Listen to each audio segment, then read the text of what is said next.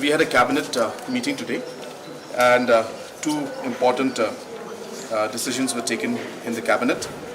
One was regarding the rules that have been framed under Section 21 of the MMDR Act, and under Section 21 of the MMDR Act, the rules pertaining to transportation, storage and illegal mining, the rules have to be framed by the state government, and this was also the observations of the NJT court, and based on that the state government has made the rules today and passed in the cabinet.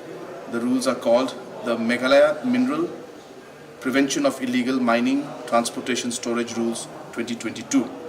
These rules will apply to both major and minor minerals, and this, as I mentioned, will mostly deal with proper monitoring of the illegal transportation, storage of minerals, and to regulate issuance of mineral transport challans, and in exercise of the powers conferred under Section 23C of the Mines and Minerals Development and Regulation Act 1957. So this was the first rule that was passed today of the under Section 23C of the MMDR Act. The state governments are mandated to have rules made to check the transportation, issuance of transport challan, regulate the storage of the minerals, and also to monitor the illegal transportation. Now, in the past, though this mandate was there, the rules were never there in the government of Meghalaya for the past 30 years, 40 years now, since this MMDR Act 1957 has come out.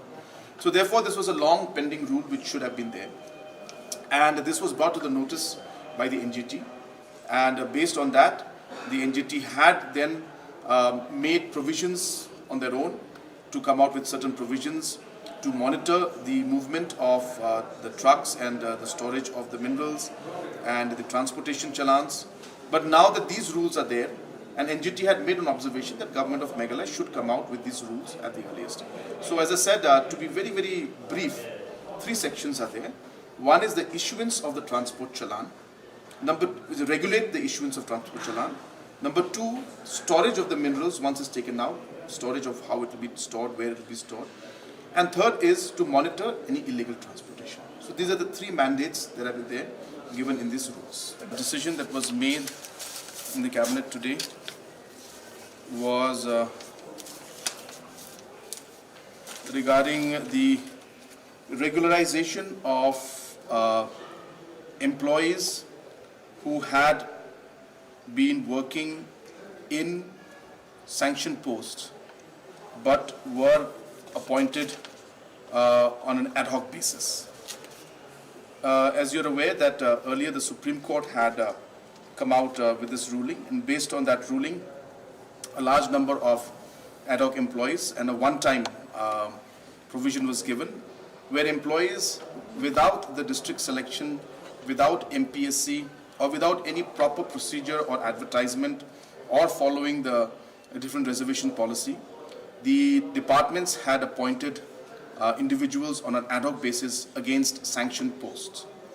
A large number of those people were earlier regularized as a one-time affair, but a few people were missed out.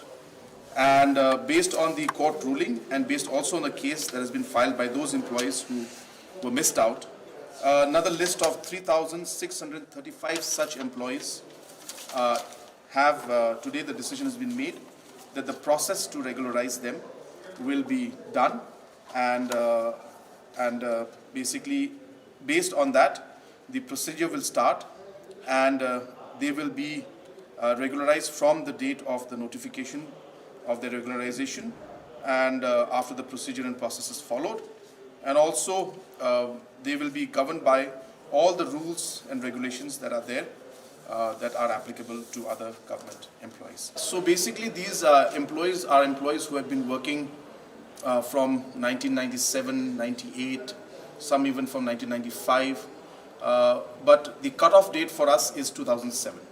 So we are going to regularize those employees from those with the cutoff date of 2007, and those who have been now technically they've been working 15 years, if you see from 2007 to 2022. And as I said, they have been working against sanction post. What is very, very important to note that this is not for all casual employees. This is not for all ad hoc employees, or this is not even for temporary appointments. This is for individuals who are working against sanction post, who are already enjoying the scale, pay scale that a normal employee, a regular employee gets, but they are still on ad hoc basis because the process of selection and the selection process was not followed when they were appointed. They were appointed directly as ad hoc basis, but it was against the sanction post, and they are receiving scale. And once they regularize, it's not that they're going to get the regular salary, they're already getting the regular salary as it is. So it's a question of just regularizing those posts. So this is very different from many other locations where temporary appointments have been made without sanction posts.